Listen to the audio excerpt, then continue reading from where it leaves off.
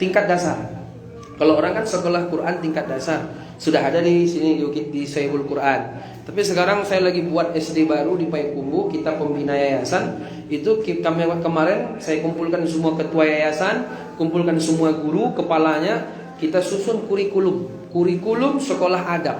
Karena bagi saya pahami pendidikan itu nomor 1 itu adab. Di bawah adab baru nanti ilmu fardu ain. Dia taman SD, tahu dia tauhid, tahu dia syirik, tahu pembatal wudu. Baru di bawahnya ilmu fardu kifayah. Fardu kifayah itu termasuk tahfiz. Ini fardu kifayah. Makanya kami juga tahfiz iya, tapi digenjotkan kepada adab. Karena kita tidak ingin anak-anak ini ketika nanti habis taman SD tidak lanjut di tahfiz, dia akan putus tuh nanti. Akhirnya dia nggak dapat belajar adab, dia tidak tahu belajar tauhid dan fikih tentang yang wajib-wajib, pembatal wudu, najis segala macam. Hafalan Qur'annya lupa. Akhirnya dia kembali ke normal lagi. Ini yang berbahaya. Makanya saya menganjurkan kawan-kawan kalau buat sekolah itu dari atas, bukan dari bawah. Kalau dari bawah, dari atas, kuliah, SMA, SMP, SD. Kalau di kita kan di mana-mana mau gimana lagi? Karena kemampuan kita itu tidak salah juga. Alangkah baiknya dari atas. Tapi kita kan banyak kan dari TK, dari SD. Kita didik anak ini di TK. Jangan makan pakai tangan kiri ya. Tangan kiri setan, kita bilang. Ini adik-adik ada nggak makan pakai tangan kiri? Kami enggak, Ustaz. Cuman kadang-kadang ayah nyontohkan. Ini salah. Susah ini. DDS misalnya. Di DDS itu anak sholat subuh ke masjid, ayahnya bangun-bangun tidur habis nonton bola, celana pendek, mengantarin ke depan masjid Takwa Bukit Tinggi misalnya, Bukit Tinggi, Kota Tinggi misalnya, atau di Pasir sana. Habis itu anaknya masuk masjid, ayahnya pulang ke rumah tidur lagi. Terjadi enggak itu? Banyak. Ini enggak bisa kalau kayak gini pendidikan. Enggak usah dididik anaknya kalau begitu. Biarin aja. Udah kita didik dia, habis itu dia rusaknya di rumah. Karena ibu-ibu, bapak-bapak, 80% itu rumah, 20% sekolah. 80% rumah. Makanya tadi Ustadz bilang, kita anak-anak nih meskipun dia nggak tahfiz lebih, kalau dia masuk pesantren bagus. Kalau saya pribadi hari ini, abad ini, tidak bisa lagi anak masuk sekolah lain, harus masuk pesantren. Karena yang diinginkan bukan kepintaran anak, yang diinginkan jadi anak baik sekarang tuh. Karena anak-anak kalau pintar tidak baik, ini bahaya. Kalau anak pintar yang dikejar, itu nanti jiwanya tidak dibangun, tapi ininya yang dibangun. Itu nanti dia seperti pencuri dikasih pisau, kata para pakar pendidikan. Udahlah dia pintar, dikasih pula pisau lagi. Udah dia jahat, dikasih pisau. Ini bahaya. Makanya banyak hari ini profesor doktor yang mereka duluan sadar, mereka masukkan anaknya ke pesantren, biar anaknya jauh dari HP. Karena anak-anak nih Bu, saya mau sampaikan ya masalah HP. Ini anak sudah dididik tidak boleh pakai HP, dikasih HP di rumah. Ini merusak, mengajak guru ini. Udah dididik baik-baik dia, rumah dirusak, tidak diperhatikan. Kewajiban pendidikan anak bukan guru, orang tua. Saya mau sampaikan untuk masalah HP 2 tahun ke bawah tidak boleh pakai HP anak tuh. Asal anak ibu 2 tahun ke bawah jangan kasih HP. Karena umur segitu dia baru mengenal sesuatu. Kalau dilihatnya sesuatu itu bahaya. Karena YouTube itu sama seperti pisau. Kalau digunakan sama anak kecil itu bisa dipotongnya tangannya itu. Makanya kalau digunakan untuk mengiris bawang itu pas. Jadi kaidahnya 2 tahun ke bawah, kata pakar ulama pendidikan Islam, 2 tahun ke bawah anak tidak boleh megang HP, tidak boleh lihat HP. No gadget 2 tahun ke bawah. Kalau ada bapak ibu anak 2 tahun ke bawah lihat HP, gagal itu berarti pendidikan di rumahnya. 2 tahun sampai 7 tahun itu kan mumayyiz namanya. Kalau dalam bahasa Arab usul fikih, udah bisa membedakan baik buruk kan umur 7 tahun. 2 sampai 7 itu hanya hak menyaksikan, tidak boleh megang. 2 sampai 7 lihat aja. Orang tua yang megang. Itu pun yang dikasih yang baik, yang baik-baik. Tidak usah jaro-jaro sopo tuh lagi sih. Yang baik-baik saja. 2 sampai 7 itu hak menyaksikan. 7 sampai ke atas itu hak pakai, bukan hak milik. Sampai kapan nanti menjadi hak milik? Itu yang keempat ketika anak sudah rush. Rush itu dia sudah bisa safar, ukurannya sudah bisa safar. Dia pergi ke Padang sendiri, dia ke Pekanbaru sendiri. Itu HP sama dia itu baru hak milik. Tapi kalau yang belum bisa sapar, baru ke Bukit Tinggi, ini di Padang Panjang Bukit Tinggi. Ini berarti hak pakai baru nih. Ya kan? Kok belum sampai-sampai ya? Berapa umur? 12 tahun. Nah, hak pakai ini. Pegang HP itu. Habis dikasih, dipakai belajar sama dia, ambil HP itu lagi. Jadi jangan ibu ngasih HP sama anak. Kalau anak masih kategori hak pakai, bukan hak milik. 4 urutannya. 2 tahun ke bawah, tidak ada gadget-gadget. Tak boleh dia nampak HP. 2 tahun sampai 7 tahun, hak menyaksikan. Nyaksikan aja. Oh itu. Nah itu aja. Sak somat misalnya kan. 7 sampai ke atas, itu hak pakai. Nanti hak milik ketika dia sudah bisa bersafar, sudah bisa membedakan, sudah bisa mengendalikan. Silahkan bu. Maka ibu-ibu, bapak-bapak yang dimuliakan Allah Subhanahu Wa Taala, kewajiban mendidik anak orang tua, bukan guru. Yang paling penting pendidikan orang tua, pendidikan anak penting, tapi tidak lebih. Yang paling penting pendidikan orang tua. Kalau pendidikan anak tidak lebih, hanya penting saja, bukan paling, penting saja. Jadi yang paling pertama jadi tauladan orang tua, bukan anak. Jadi yang wajib mendidik anak, memberikan contoh orang tua, bukan guru. Ini yang mau saya sampaikan. Makanya ibu-ibu, bapak-bapak, mana bapak-bapaknya? Kepala sekolah gitu. Jadi yang paling, ibu-ibu gitu aja lah, ibu-ibu aja lah. Gak usah sebut bapak-bapak, kami-kami tidak ikhlas tidak disebutnya kan. Jadi ibu-ibu yang dimuliakan Allah Subhanahu Wa Taala, ini kan tausiah saya kan tidak usah ke santri lagi lah ini ya. Nah. Kalau ke santri ibu-ibunya tidak usah di sini. Tausiah anak-anak aja. Melawak saya nanti ya kan. Tapi karena ini ibu-ibu, ini kan istilahnya pelengkapnya cuma main-main. Oh, kata dia. Ya enggak apa-apa, biarin aja.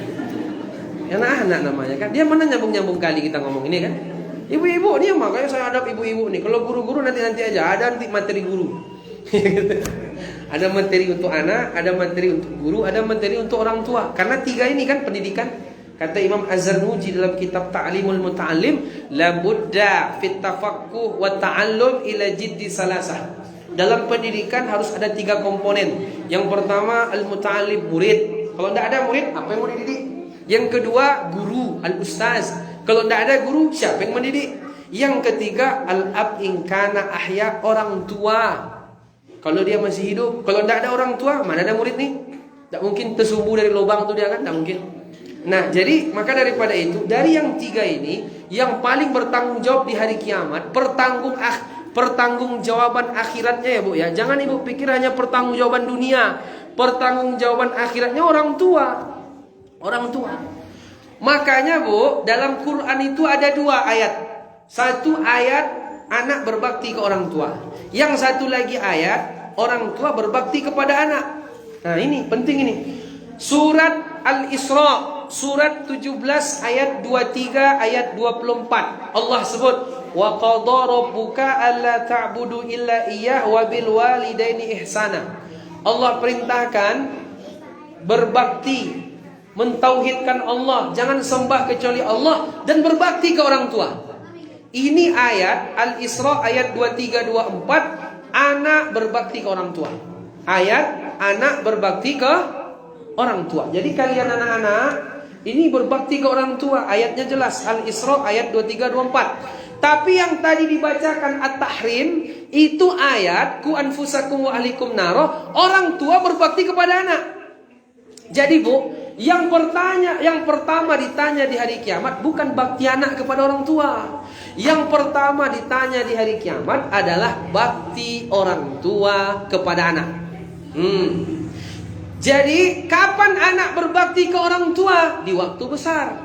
Nanti kalau kadang-kadang orang tua wajib berbakti ke orang tua. Lalu kapan orang tua berbakti kepada anak? Kapan bu? Dibalik aja. Anak berbakti ke orang tua di waktu besar. Orang tua berbakti kepada anak waktu kecil. Jadi kalau anak durhaka di waktu besar kepada orang tua, itu sebenarnya berawal durhakanya orang tua kepada anak di waktu kecil. Jadi bagaimana bentuk durhakanya orang tua kepada anak? Ketika tidak memahamkan agama. Dia cuma taunya TikTok aja, joget-joget pangkantin. Habis itu apa lagi? Jalan-jalan, cari sikabu segala macam, putar, ngasih uang jajan, makan sate apa. Itu yang tahu dia. Itu anak orang tua durhaka namanya. Yang tahu dia anak kasih makan, minta HP kasih HP, minta apa tidak bisa begitu. Orang tua baktinya kepada anak adalah memahamkan agama. Ustaz, saya ini tidak pandai agama. Karena dulu kami menikah tuh berlandaskan cinta saja. Ini bahaya. Orang kalau menikah berlandaskan suka tuh bahaya. Cerai biasanya nanti. Atau kecewa. Makanya dalam Islam, orang menikah itu kan yang nomor satu adalah berlandaskan agama.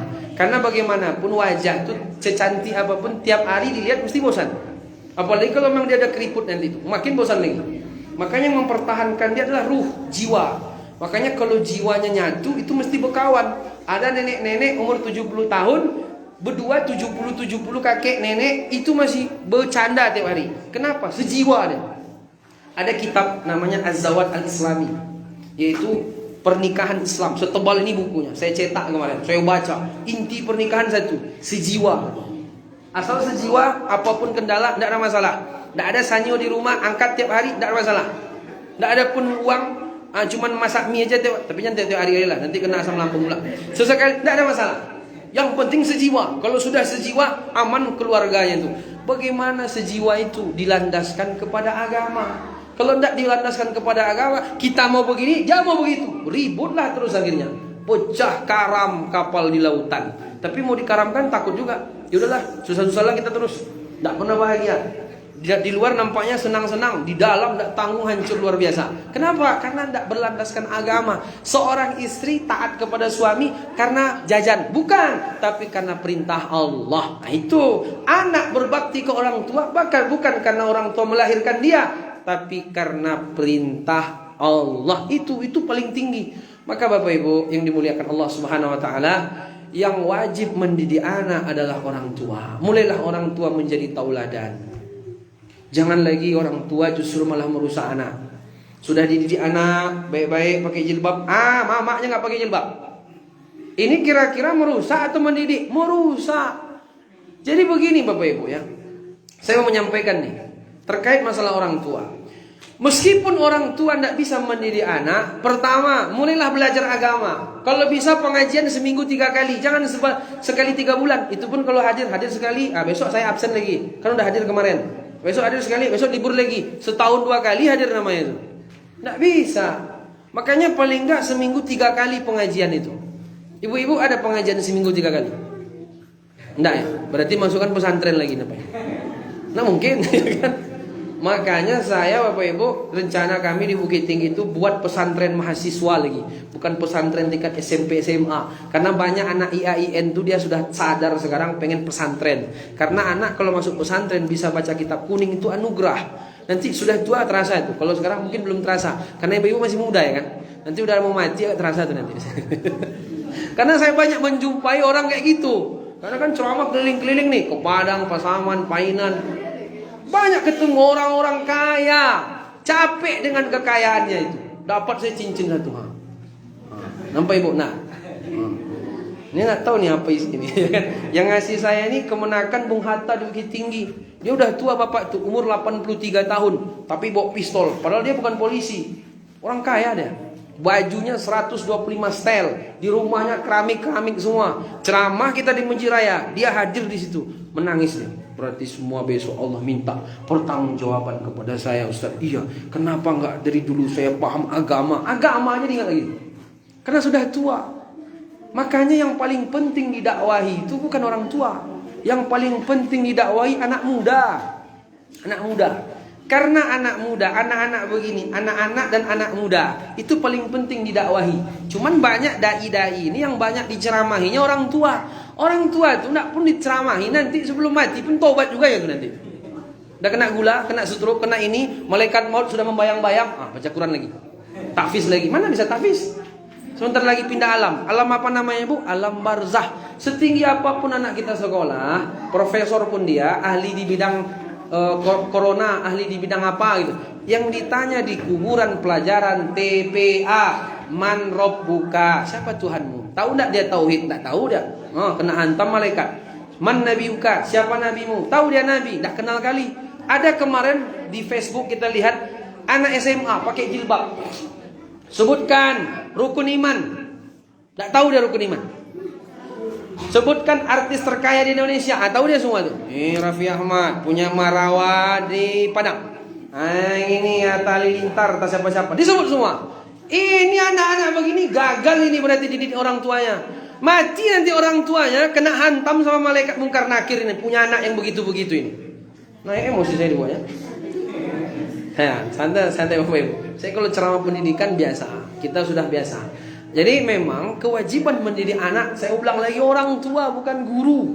Tidak ada dalilnya wajib mendidik anak itu guru, orang tua, karena ayatnya ku anfusakum wa ahlikum naro. Cuman mulailah orang tua untuk menjadi tauladan. Kalau memang ibu tidak bisa hafal juz 30, tidak apa-apa. Yang penting ibu mencek hafalan anak di rumah. Jadi nanti anak-anak menghafal Quran, dibuat laporan, nanti di rumah diulang sama orang tua. Orang tua wajib mengulang. Tolong sisihkan waktu khusus untuk itu. Tidak boleh waktu sisa, memang menyisakan waktu. Di kita ini kadang-kadang penyakitnya waktu-waktu sisa ya. Mana ada waktu sisa? Orang 24 jam orang katanya minta tambah 36 jam. Apalagi di akhir zaman, waktu makin hari makin pendek. Dalam hadis Nabi kan begitu, Bu. La taqumus sa'atu hatta yataqarrabaz zaman. Tidak akan terjadi kiamat sampai waktu pendek, waktu cepat berputar. Setahun seperti sebulan kata Nabi, sebulan seperti sepekan, sepekan seperti satu hari, sehari seperti 1 jam. Jadi ibu-ibu masih ingat nak waktu dulu SD? Masih kan, Bu? Nah, sekarang udah berapa umur ibu? Udah 50 misalnya. Tidak terasa. Kalau 60 umurnya, 10 tahun lagi mati. Ya kan? Umur tidak ada yang tahu. Tanggal lahir tahu, bulan lahir tahu, tanggal bulan tahun lahir tahu, tanggal bulan tahun mati ada yang tahu? Tidak, mau tahu, Bu? Mau dikasih tahu caranya? Takut nanti. Nah, saya pun tidak pernah tahu. Nah, jadi yang paling penting, bagaimana nanti ibu mati, ini anak-anak ini transfer pahala ke kuburan. Itulah inti hidup di dunia ini. Tapi kalau ibu nanti mati, anak ini jadi pejabat, koruptor dia misalnya, tidak pernah ingat sama Allah lagi, malah maksiat, dibangunnya bar karena uangnya banyak, menyesal orang tua kayak gitu. Ditransfernya dosa tiap hari, pagi, siang, petang, dan malam ke kuburan orang tuanya. Kenapa? Karena orang tuanya gagal dalam mendidik dia. Makanya Bapak Ibu yang dimuliakan Allah Subhanahu Wa Taala, ingat, anak kita ini dibesarkan biar paham nomor satu, paham Allah Subhanahu Wa. Tidak apa-apa dia nggak paham-paham kali yang lain. Yang paling penting dia tahu siapa yang menciptakan dia. Dan kalau nanti dia tahu Allah, mesti Allah akan tahukan dia sama yang lain juga. Tidak pula kalah-kalah dia sama yang lain nanti itu.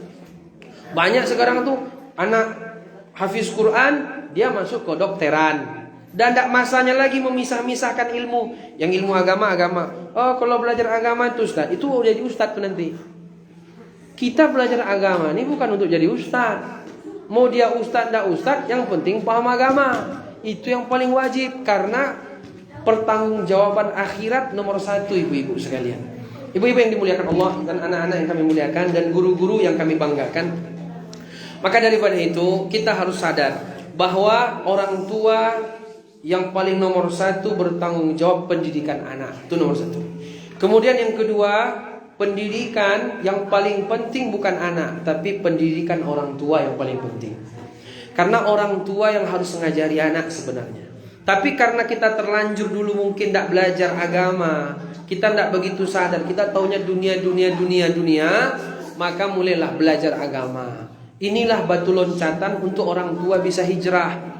Ibu-ibu, saran saya mulailah pengajian paling enggak seminggu sekali dululah. Di mana ada pengajian datangi. Bisa nanti mulai belajar tahsin, mulai nanti belajar qiraah tajwid itu, baru pengajian agak 15 menit. Di Bukit Tinggi, Bu, saya ada satu jamaah itu, dia punya toko, banyak karyawan bapak itu. Setiap hari Jumat ceramah, semua karyawan hadir ke masjid, ceramah. Terpaksa mereka hadir karena tidak potong gaji. Kalau kita ini, ibu-ibu datang, potong gaji, apa yang mau dipotong? Orang ini kok ya kan. Dia datang ya, akhirnya dibuat program. Jumat pertama fikih, Jumat kedua ini, Jumat ketiga nanti materi tentang pemuda, Jumat keempat tahsin qiraah yang ngajar istri saya. Jadi mereka yang gitu-gitu saja, mereka sudah buat program hari ini. Dan rencana kami pun di Bukit Tinggi nanti kita buat pemuda hijrah. Anak-anak muda kumpulkan semua. Karena pendidikan anak muda lebih kita perhatikan daripada orang tua. Karena orang tua sebenarnya dia sudah sadar, cuman tinggal ngasih peluang. Tapi kalau anak muda dia susah sadar. Ibu-ibu yang dimuliakan Allah Subhanahu Wa Taala, Anak-anak ini tergantung orang tuanya, bukan gurunya. Kenapa? Karena hadisnya, kullu mauludin yuladu 'alal fitrah, fa abawahu yuhawidanihi aw yunassiranihi aw yumajjisanihi. Anak lahir itu putih, bersih, suci. Anak-anak yang baru lahir itu ada enggak, Bu? Baru lahir langsung mencarut, ada enggak? Enggak ada. Dia putih, dia bersih, dia suci, bertauhid. Kullu mauludin yuladu 'alal fitrah. Anak lahir dalam keadaan suci, putih, bersih. Yang membuat hitam siapa? Fa'abawahu, orang tua. Bukan guru, bukan anak. Guru ini bisa juga nanti, cuman nomor 2 itu. Yang paling kuat di orang tua. Makanya ibu-ibu yang dimuliakan Allah, sehingga orang tua banyak yang kena azab di hari kiamat karena punya anak. Anaknya tidak tahu sama Allah, tidak tahu sama agama, tapi dia tahu pekerjaan. Ini bahaya. Dia tahu profesional, 7:30 masuk dia kantor, jam 4:30 baru dia pulang, sholat subuh tidak ada. Nah, ini masalah. Gagal pendidikan. Makanya di Indonesia nih, Bu, pendidikan ini apa tujuannya? Bukan kerja. Kalau sekarang ini kan asal sekolah ujung-ujungnya kerja. Kalau tidak kerja ngapain sekolah? Kan itu tuh. Itu salah. Nabi itu bukan nyuruh cari sekolah. Yang Nabi perintahkan cari ilmu. Tolabul ilmi, bukan tolabul madrasah. Gitu. Yang masalah hari ini ketika sekolah niat kerja, ini masalah. Kalian ini nanti habis Quran apa tujuannya? Masuk surga? Apa kerja? Surga. Bukan berarti nggak boleh kerja.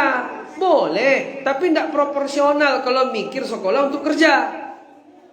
Dalam konstitusi kita pasal 31 ayat 3, tujuan pendidikan itu 3. Meningkatkan iman, meningkatkan takwa, akhlak mulia.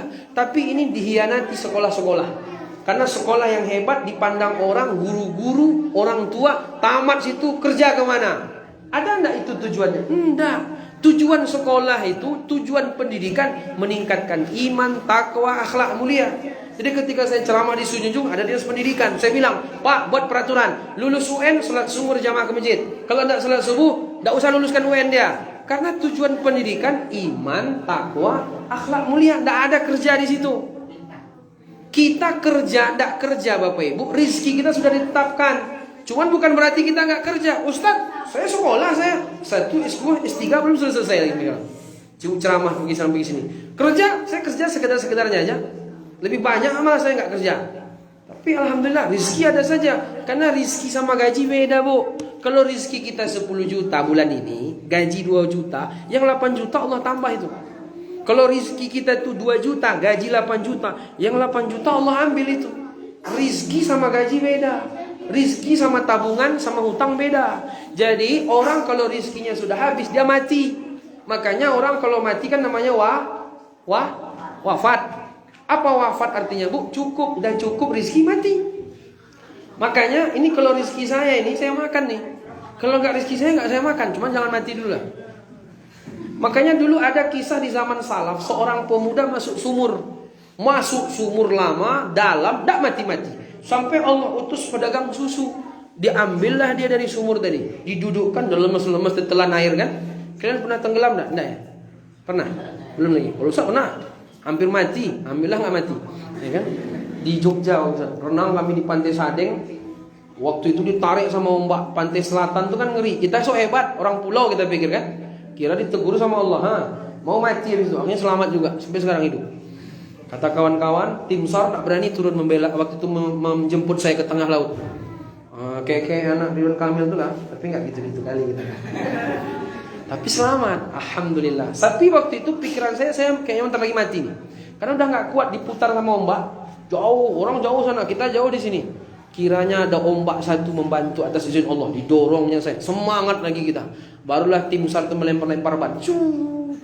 Baru tarik-tariknya kita. Habis itu buat laporan, dia yang dapat uang, kita kaki sakit kan.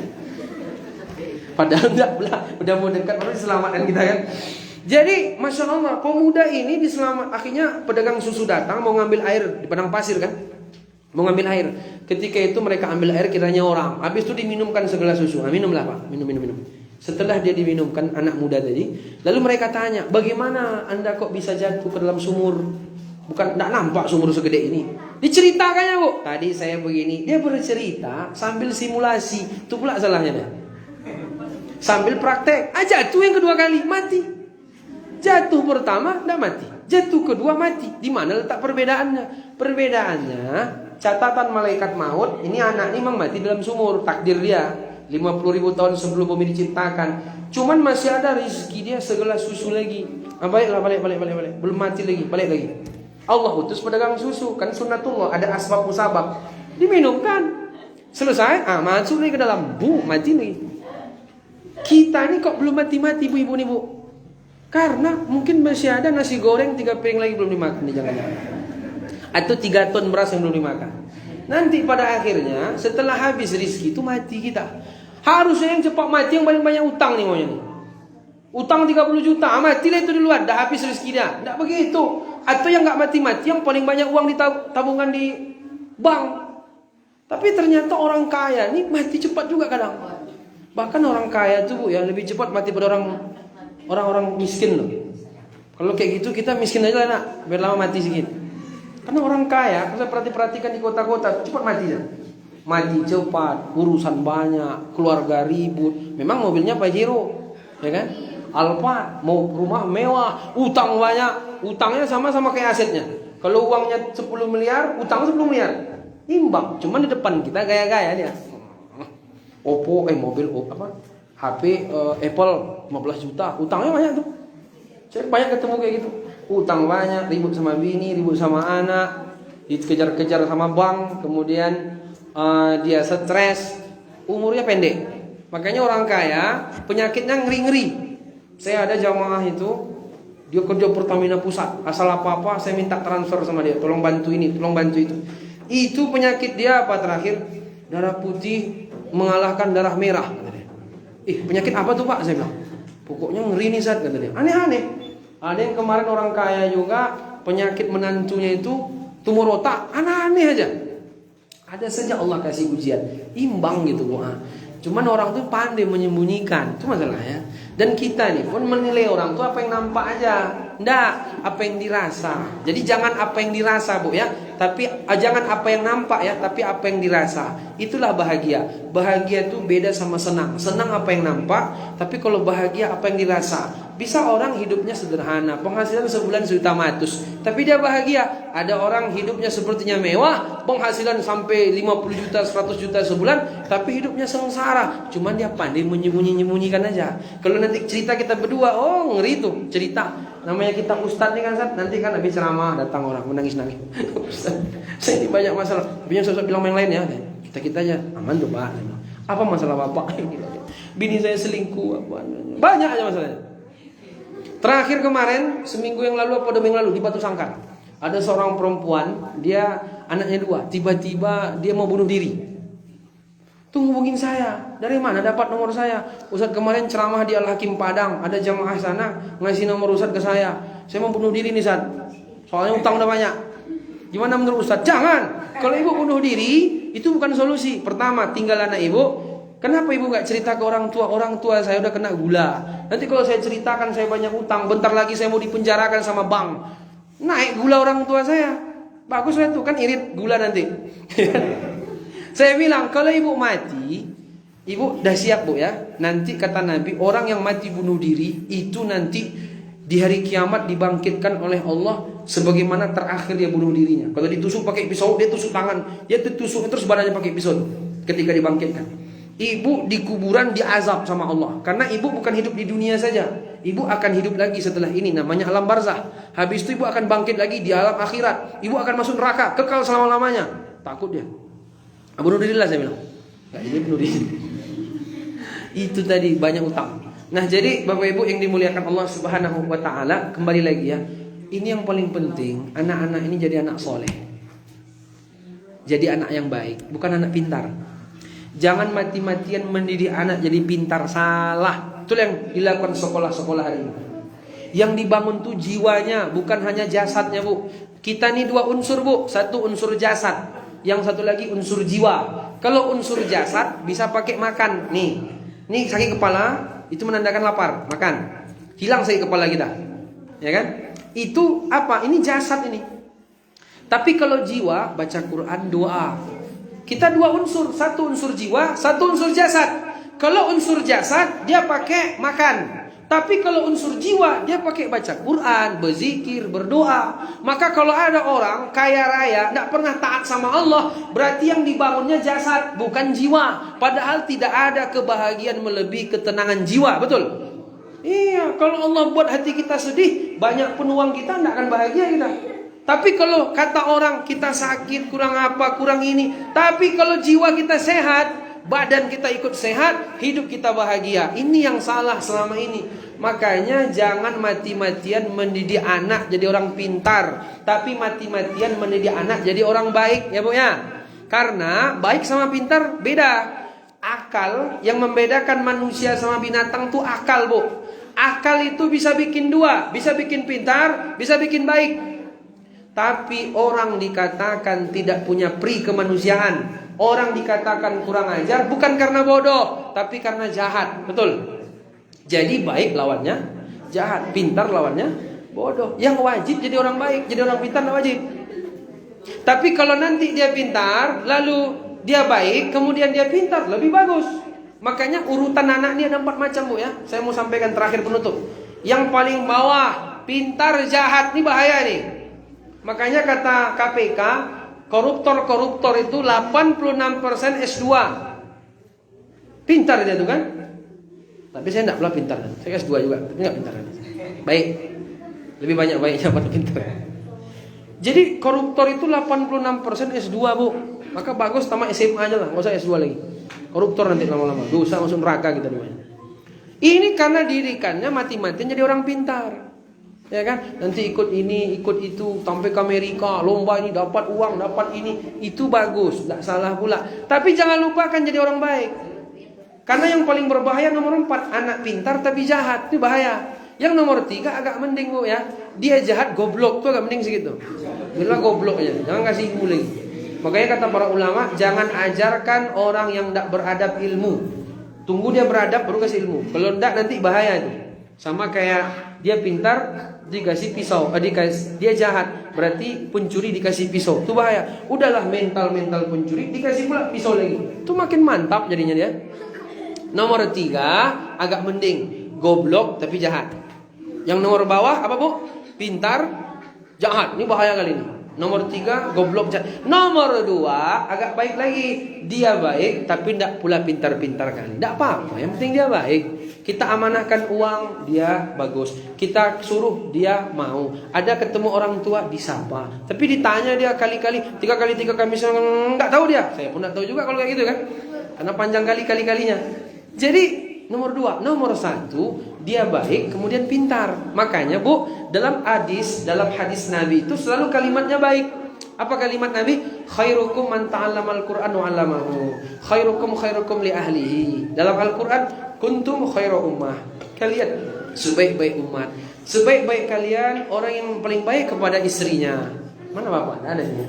Sebaik-baik kalian orang yang paling baik kepada istrinya, bukan baik sama tetangga, bukan baik sama kawan. Ini banyak bapak-bapak nih, Bu, sama kawan baik, sama bininya ribut. Nah, yang ibu-ibu ketawa, kayaknya iya juga di sana. Kemudian Nabi juga bilang khairukum man ta'allamal Qur'an wa 'allamahu. Sebaik-baik kalian orang yang mempelajari Quran dan mengajarkan. Kalimat baik yang disampaikan Nabi, khairun nas anfa'uhum linnas. Sebaik-baik orang yang paling manfaat sama orang lain. Jadi orang baik itu paling wajib. Jadi orang pintar tidak wajib. Tapi kalau dia pintar, alhamdulillah. Semua orang bisa baik, tidak semua orang bisa pintar. Dan orang wajib jadi orang baik, dan orang tidak wajib jadi orang pintar. Makanya kita berharap anak-anak ini baik dulu, nanti setelah baik baru dipintarkan, sehingga mereka jadi orang baik dan pintar juga. Alhamdulillah. Ibu-ibu, ustaz-ustaz dan anak-anak santri yang dimuliakan Allah Subhanahu wa taala. Udah setengah 12. Berarti udah 45 menit ceramah nih. Meskipun putar. Oh, tanya jawab. Ini yang 3 kali nih. Ada kata Ustaz Huda Mutakin tadi, tanya jawab. Kalau ada tanya jawab, ada pertanyaan dari ibu-ibu yang kami bisa jawab, kami jawab. Kalau enggak PR. Selanjutnya tanya jawab ya. Saya rasa tidak usah saya panjangkan lagi ceramah saya nih. Yang paling penting kesimpulannya, kewajiban mendidik anak bukan guru tapi orang tua, karena ayatnya begitu. Dan sekolah terbaik bukan sekolah, tapi sekolah terbaik rumah. Rumah jadikanlah sekolah Bapak Ibu ya. Karena pendidikan itu di rumah yang terbaik, bukan di sekolah. Bahkan kata pakar pendidikan Dr. Khalid Ahmad Shantut dalam kitab beliau Madza turidul madrasatu minal bait, saya baca, kenapa pendidikan modern ini gagal? Adab tidak baik. Anak-anak sekarang kan nggak ada baik adabnya. Syukur mereka masuk tahfiz, beradab mereka. Kalau sekolah lain enggak. Karena mereka menjadikan sekolah itu sekolah. Harusnya sekolah itu rumah. Cuman karena rumah ini nggak jadi sekolah lagi, orang ke sekolah. Di sekolah nggak bisa mendidik. Di sekolah itu mengajar. Sekolah itu mengajar Bu, bukan mendidik dia. Mendidik itu di rumah. Kalau mau sekolah sekaligus ngajar dan didik, masuk pesantren, di boardingkan dia, dipondokkan, itu baru bisa 24 jam. Bangun subuh bagaimana, apa segala macam. Tapi kalau cuma di sekolah teori aja, ilmu. 1 tambah 1 2, pulang lagi. Cara wudhu, tangan ini segala macam, pulanglah sana. Sama orang tua kalian. Orang tua nggak pernah wudhu. Kok gagal pendidikan kita jadinya? Gagal pendidikan akhir abad modern ini. Makanya solusi terbaik, masukkanlah ke sekolah agama. Bapak Ibu yang dimuliakan Allah Subhanahu wa taala, ada pertanyaan silakan Bu. Kalau enggak saya yang nanya nanti. Oh, silakan Ustazah. Ustazah, oh ya, boleh. Silakan ibu-ibu dahulu sebelum Ustazah. Yang mau tanya. Ibu-ibu ada yang bertanya? Kata ibu-ibu nih, adalah Ustaz, udah paham kami dah intinya tuh. Kami yang salah Ustaz semua, kami yang salah semua dah. Enggak. Silakan Ustazah.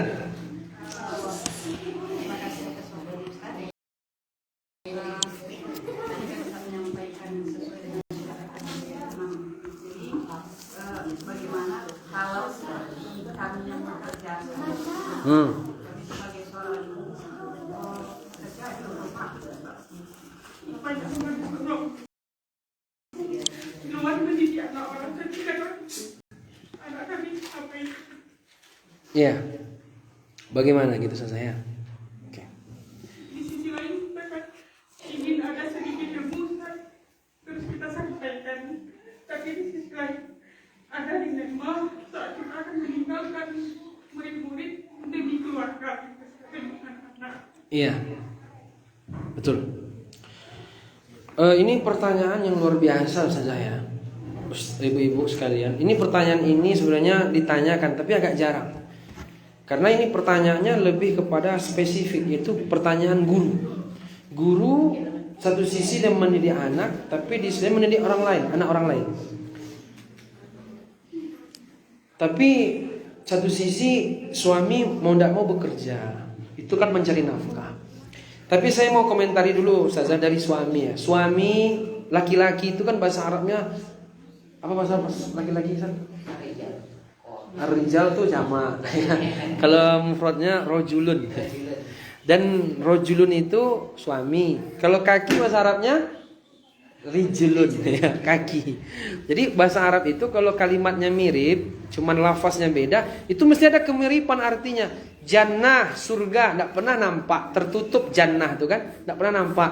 Junnah itu perisai. Perisai itu penghalang ketika perang, anti peluru. Jinnah, jin itu kan tidak pernah nampak. Ada yang ibu pernah lihat jin? Berarti ibu kena jin minta ruqyah.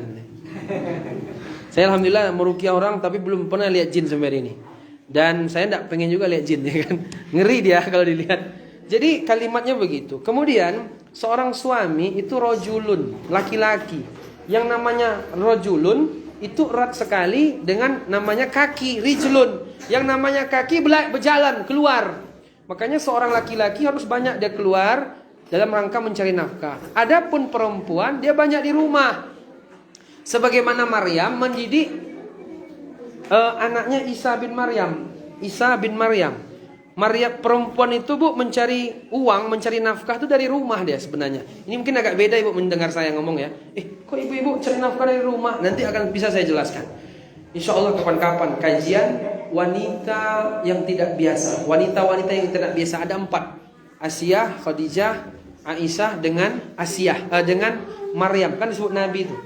Jadi Bapak Ibu yang dimuliakan Allah Subhanahu wa taala, kalau seorang ayah memang dia wajar mencari nafkah di luar.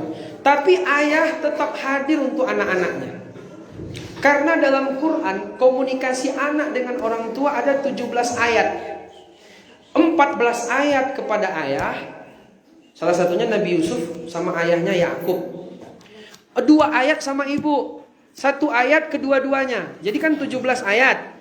14 ayat anak sama ayah, 2 ayat anak sama ibu, 1 ayat anak sama keduanya. Tapi kenapa yang paling banyak komunikasi justru anak sama ibu dalam prakteknya? Bahkan al-ummahatu madrasatul ula, ibu sekolah pertama sama anak. Tapi di Quran ayah 14 ayat. Ternyata penyebabnya intinya di ayah. Karena ayah itu pahlawan bagi anak-anaknya. Jadi Bapak Ibu yang dimuliakan, jadi begini ya, ibu ngajari anak makan pakai tangan kanan, pagi, siang, malam, tangan kanan, baca bismillah. Tiba-tiba ayah pulang, mungkin kerja sekali seminggu pulang, berdiri, makan, minum pakai tangan kiri. Itu yang diajar sama ibu hancur semua itu. Karena ayah seorang pahlawan. Makanya jangan pernah suami istri ribut di hadapan anak, sehingga menurunkan derajat ayah nanti. Kalau mau ribut di kamarnya, habis itu nanti baik-baik lagi. Karena ayah tetap dijadikan ayah, ibu tetap dijadikan ibu. Pemimpin adalah seorang suami, bukan seorang istri. Nah jadi, kalaupun seorang ayah dia jauh, tapi tetap ada menjadi ayah kadang-kadang. Ayah kadang-kadang itu kan banyak. Dan memang begitu, ayah kadang-kadang. Maka solusinya bagaimana? Seorang ayah harus perhatian sama anaknya meskipun jauh. Contoh, Umar bin Abdul Aziz. Ibu bapak tahu enggak Umar bin Abdul Aziz itu disebutkan khalifah nomor 5. Padahal dia bukan khalifah yang 4 itu. Karena saking makmur di zaman dia. 2,5 tahun Umar bin Abdul Aziz dari khalifah. Tapi bapak ibu di zaman dia kambing sama serigala berkawan. 2,5 tahun cuma. Tahu enggak pendidikan dia waktu kecil? Dia itu ayahnya kan gubernur di Mesir. Yaitu Abdul Aziz bin Marwan. Suami dia sama istrinya ke Mesir. Anaknya Umar bin Abdul Aziz tinggal di Madinah. Madinah sama Mesir itu 1 bulan perjalanan zaman dulu. Tapi dia tahu anaknya terlambat sholat berjamaah ke masjid. Bayangkan Ustaz, dia tinggal di Madinah, di Mesir ayah nih. Anaknya tinggal di Madinah. Dititipkan anaknya kepada guru namanya Saleh bin Kaisan. Makanya anak dititipkan. Memang kalau tidak bisa mendidik anak, titipkan kepada guru yang paling baik. Jangan guru-guru sembarangan.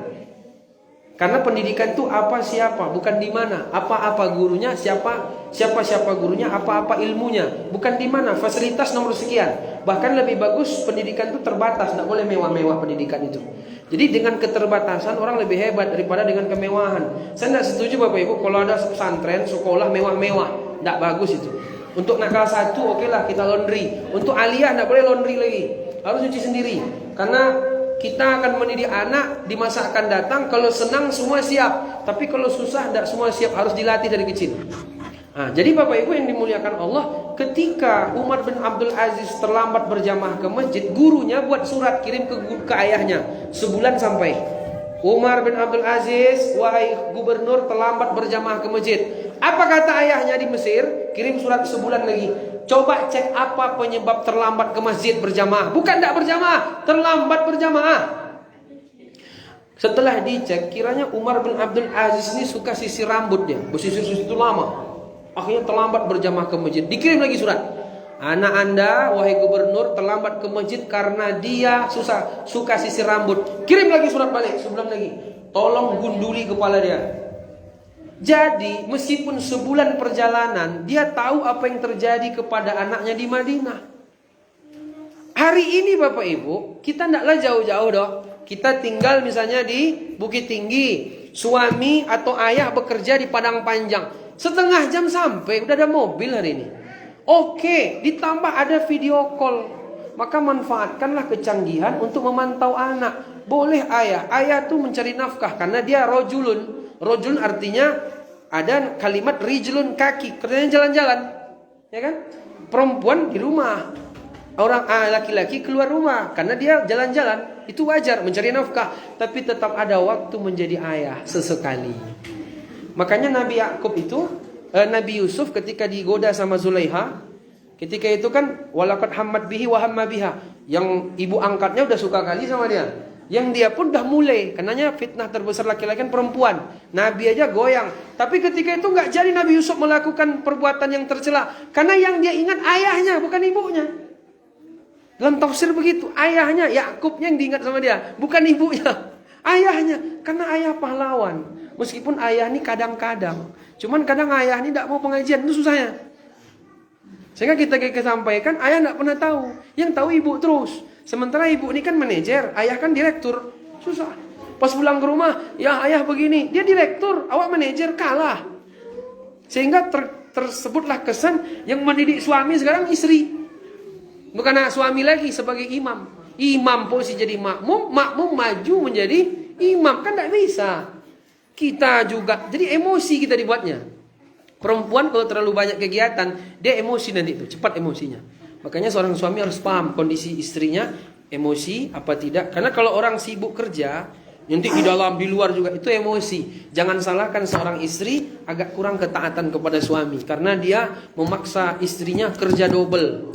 Di samping mencari nafkah, mendidik juga, tambah yang lain-lain. Jadi ustazah dan ibu-ibu, ustazah sekalian, memang kalau begitu berarti memang harus ada yang dirubah polanya. Jadi kalau kita bicara jujur-jujuran, yang wajib itu mendidik anak kita. Anak orang nggak wajib mendidik. Anak orang dia aja lah tuh. Tapi kalau memang ada waktu kita untuk mendidik anak orang, tentu lebih baik dapat pahala jariah kan. Karena pekerjaan terbaik seorang perempuan bukan jadi wanita karir. Karir itu mengalahkan keluarga. Keluarga nomor 1, karir nomor sekian. Kalau orang kan enggak, karir nomor 1. Nanti pas tua dia menyesal. Tuanya nanti dia menyesal. Jadi Bapak Ibu yang dimuliakan, ibu yang terbaik, perempuan yang terbaik di dunia ini ibu rumah tangga. Saya menyimpulkan seperti itu. Bukan ibu jadi pejabat, ibu jadi dosen, itu tidak lebih baik. Meskipun tidak salah, tapi nggak lebih baik. Yang paling baik ibu rumah tangga. Itu yang paling hebat itu. Makanya orang barat tuh sudah bosan. Karena di barat tuh ada istilah menyamakan laki dengan perempuan. Kesetaraan gender ini bahaya. Laki-laki kerja, perempuan kerja, ini bahaya. Padahal dalam Islam laki-laki mencari nafkah, perempuan yang di rumah mendidik anaknya. Jangan disamakan, keluar rumah kedua-duanya, berbahaya. Itu program Yahudi ternyata. Tapi kalau terpaksa diukur-ukur aja nanti, tergantung kebutuhan. Jadi Bapak Ibu, orang barat perempuan-perempuannya gagal mendidik anak. Makanya anaknya banyak durhaka. Dan di barat itu tidak ada istilah anak durhaka, tidak ada istri durhaka. Wajar mereka kayak gitu. Di kita kan tidak bisa. Yang istri ya tetap istri, suami tetap, meskipun istri S8, suami taman SD, tetap suami paling tinggi dalam rumah tangga itu. Tinggal nanti teknis-teknisnya saja. Jadi Bapak Ibu yang dimuliakan Allah Subhanahu wa taala, ibu itu mereka sudah mulai bosan di barat sana, pengen balik ke rumah mereka. Makanya saya bilang ibu rumah tangga itu paling hebat. Dulu Umar bin Khattab pernah dimarah-marahi sama istrinya. Kenapa ketahuan? Karena ada seorang sahabat mau melapor kepada Umar bahwa istrinya marah sama dia. Dia mau ketemu Umar khalifah, ingin minta solusi. Kiranya Umar dimarahi juga sama istrinya. Tapi Umar diam. Ketika ditanya kenapa anda dimarahi? Kenapa? Karena istri saya sudah memasakkan makanan untuk saya. Berarti dapur. Istri saya sudah mendidik anak saya, menyusuinya. Berarti kasur. Kemudian istri saya mencuci pakaian saya. Sumur. Pekerjaan istri yang terbaik 3. Dapur, sumur, kasur. Jangan diwakili kepada siapapun. Kalau ini sudah beres, baru dia kerja yang lain. Baru dia membantu yang lain. Kalau ini belum beres, jangan kemana-mana dulu, selesaikan di rumah. Akhirnya seorang istri bisa menjadi malam bagi suaminya. Jadi sebenarnya kalau konsepnya dapat, duduk, istri, dapur, sumur, kasur. Suami mencari nafkah. Ini imbang. Tapi kalau istri, dapur, sumur, kasur, dapur, sumur, diwakilkan ke orang lain. Suami istrinya keluar. Anak tidak terdidik. Mereka dua-duanya kerja. Ini rusak nanti keluarganya. Bapak Ibu, ini teori ya, teori Islam. Karena hari ini banyak orang tidak paham. Sehingga ketika mendengar ini, aneh. Tapi kalau tadi ditanya bagaimana, maka harus didudukkan dulu. Mana pekerjaan suami, mana pekerjaan istri. Makanya memang dalam Islam sebelum menikah ada nanti namanya khutbah nikah. Khutbah nikah itu intinya mana hak suami, mana hak istri. Karena kalau tidak tahu dia bercampur-campur. Laki-laki jadi perempuan, perempuan jadi laki-laki, itu kacau dia. Makanya Bapak Ibu, kalau istri banyak gerak keluar, nanti seorang suami merasakan kurangnya kasih sayang istri, sehingga dia melihat istrinya kayak laki-laki nanti itu. Meskipun fisiknya perempuan, tapi fungsinya kayak laki-laki. Sehingga laki-laki ketemu laki-laki mana bisa? Duduk, ribut lah, pengen menguasai kan? Ah, ini nggak bisa. Makanya kalau pengacara suami, habis itu istrinya juga pengacara, biasanya cerai. Karena perempuan itu Allah berikan kelebihan perasaan. Suami dikasih kelebihan akal. Makanya perempuan itu perasaannya 9, akal 1. Laki-laki akalnya 9, perasaan 1. Makanya pintar ngakali, ya kan Bu? Kita tuh saat pintar ngakali. Udah makan? Belum? Kalau udah makan sama kawannya, ya kan? Makan lagi. Nah jadi kalau nanti perempuan juga ikut seperti laki-laki, itu nanti perasaan kasih sayang perempuannya menurun. Sayangnya menurun, akalnya muncul. Perempuan nih tidak boleh jadi pemimpin. Cuman kalau dididik jadi pemimpin bisa. Cuman nanti resikonya kasih sayangnya menurun, kasihan suaminya. Gitu ya Bu ya. Ini teori pendidikan Islam. Cuman tidak pernah dipelajari, itu masalahnya. Makanya saya belakangan ini banyak ceramah parenting saya, pendidikan keluarga. Bagaimana suami, bagaimana istri. Cuman kalau bisa hadirkan kedua-duanya. Nanti kita buat ceramah sehingga seorang suami itu tahu salahnya dia di mana, seorang istri tahu dia salah di mana. Semua lari kepada Allah Subhanahu wa taala. Kan nyambung nanti, bahagia. Meskipun ujian mesti ada terus, tentu. Jadi begitu saja ya, kurang lebih. Ustaz ya. Cukup ya. Jadi pertanyaannya simpel, jawabannya kemana-mana. Tapi saya rasa bisa Bapak Ibu ambillah kesimpulan saya ya. Untuk masalah ini, karena memang banyak problem rumah tangga itu banyak sekali. Makanya suami istri, ada namanya Zaid bin Harisah, anak angkat Nabi, nikah sama Zainab binti Jahas, tapi terakhir bercerai. Padahal ini sahabat nih, mereka sahabat Ustaz. Zaid ya. Berarti ketika kita diberi pilihan, sebenarnya kan kalau suami sudah lama ini besar. Di mana saja? Suami itu udah lama juga berhenti kerja, tapi perasaan yang melihat anak-anak itu tak sanggup berhenti. Iya, masya Allah. Kalau suami udah bawa waktu 7 tahun, 5 tahun sebelumnya kan saya sudah sempat berhenti. Tapi ketika ada panggilan untuk mengajar anak-anak, saya tidak bisa mengatakan tidak. Iya betul, masya Allah ya Ustazah. Berarti ini memang yang dirasakan Ustazah sendiri ya. Berarti memang ini luar biasa nih niat ikhlas Ustazah ini. Dia merasakan ada tanggung jawab kepada orang lain. Kita saja kadang Bu nak, untuk yang kita ya nak selesai, bagaimana orang kita pikirkan ya kan? Beliau di dirinya dan yang lain, berarti layak dapat penghargaan Ustazah nih sebenarnya. Nah cuman begitulah, kalau prinsipnya ada tugas pokok, ada tugas tambahan. Tugas pokok itu keluarga. Kalau rasanya di keluarga sudah duduk, selesai, tidak ada yang tersia-siakan, barulah nanti tugas tambahan. Jadi ngajar anak-anak ini tugas tambahan. Tapi kalau tugas pokok, tugas inti di rumah. Ibaratnya kita tuh primer sama sekunder. Tapi kalau primernya sudah tercukupi Ustazah, silakanlah masuk kepada sekunder. Kalau tugas pokok di rumah sudah selesai, silakanlah untuk tugas tambahan. Kalau misalnya pun ikut tugas tambahan, ya mungkin diagak-agak, jangan terlalu full lah. Mungkin kalau seminggu orang 7 hari, kita 3 hari. Kalau orang misalnya 3 hari, kita 1 hari. Tetap ada standar prioritas. Jadi tugas pokok jangan jadi tugas tambahan. Tugas tambahan berubah jadi tugas pokok. Itu berbeda nanti dia tuh. Jadi ini berarti skala prioritas. Berarti alhamdulillah di keluarga berarti cukup paham, suami ataupun istri.